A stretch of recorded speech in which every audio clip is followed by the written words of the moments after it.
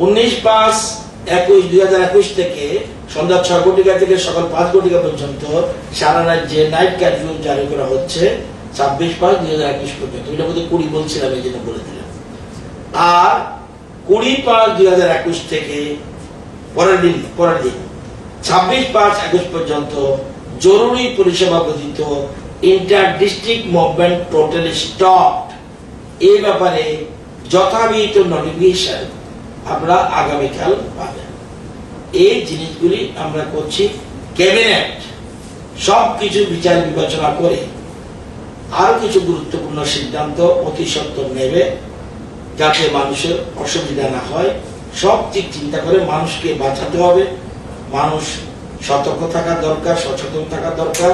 তারপরেও রাজ্য সরকার শুধুমাত্র মানুষের কথা বললে হবে না, আমাদেরও দায়িত্ব কর্তব্য রয়েছে।